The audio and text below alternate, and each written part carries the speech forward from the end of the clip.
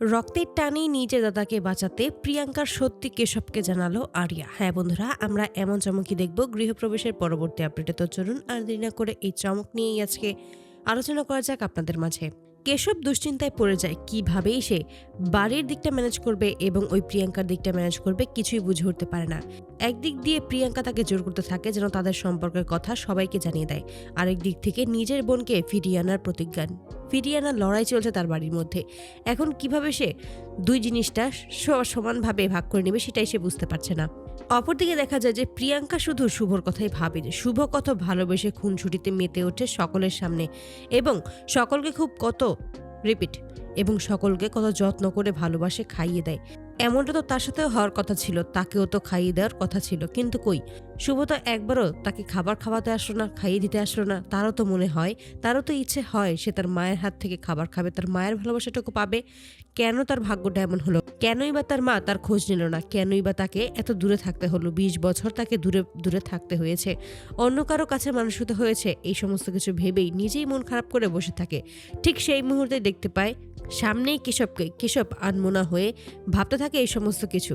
অপরদিকে দেখা যায় প্রিয়াঙ্কা ইন্ডিয়াতে চলে আসে এবং সেখানে এসেই জানতে পারে কেশব ওই কলেজেই রয়েছে, তাই সেখানেই কেশবের সাথে দেখা করার জন্য হাজির হয়।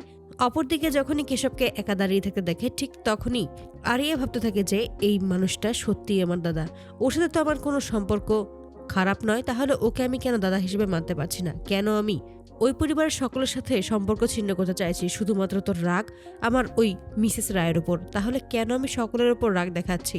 তারপরে এবার ভাবে যে হ্যাঁ, সকলের ওপর রাগ দেখানোই আমার উচিত, কারণ তারা কেউ আমার কোনো খোঁজ করেনি, কেউ আমাকে খোঁজার চেষ্টা করেনি। এই সমস্ত কিছুই আমি জানি। এসব ভেবে মন খারাপ করে থাকে। ঠিক সেই মুহূর্তে দেখতে পায় কেশবের কাছে একটা মেয়ে এসে দাঁড়িয়েছে। অন্যদিকে কেশব হঠাৎ করে প্রিয়াঙ্কাকে দেখেই খুব অবাক হয়ে যায়।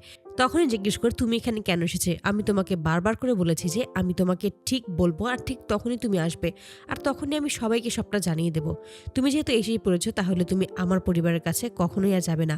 আমি তাদেরকে সঠিক সময় জানাবো, তারপরে আমি তোমাকে ওদের সামনে নিয়ে যাব। তার আগে কোনোভাবেই তুমি কিন্তু ওদের সাথে কন্ট্যাক্ট করার চেষ্টা করবে না।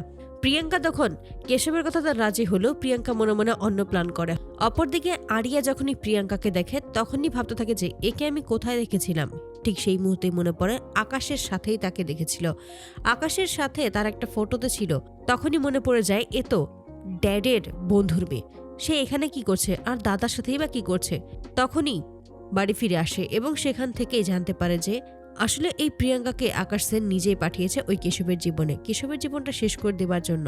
আড়াল থেকে যখন আকাশের এরকম এই সমস্ত কথা শুনতে পায়, ঠিক সেই মুহূর্তেই নিজের দাদাকে বাঁচানোর জন্য মরিয়া হয়ে ওঠে। অবশেষে নিজের রক্তের টানে নিজের দাদাকে বাঁচানোর জন্যই ফিরে আসে আবারও সেই কলেজে এবং সেখানে এসেই ওই সমস্ত কিছু আকাশের বলা কথাগুলো রেকর্ড করে নেয় এবং সেই সমস্ত কিছু এবার ওই প্রিয়াঙ্কার সামনেই কেশবকে শোনায় এবং জানিয়ে দেয় যে এই প্রিয়াঙ্কা আসলে তার ড্যাড আকাশ সেনের কথাতেই এখানে এসেছে শুধুমাত্র তাদের ক্ষতি করার জন্য। তো বন্ধুরা, তোমরা কি চাও যেন এবার এভাবে রক্তের টানেই যেন এই প্রিয়াঙ্কার চক্রান্ত থেকে নিজের দাদাকে বাঁচাতে সত্যিই কেশবকে সবটা জানিয়ে দেয় আরিয়া? অবশ্যই তোমরা তোমাদের মতামত কমেন্টে জানাতে ভুলো না। ধন্যবাদ।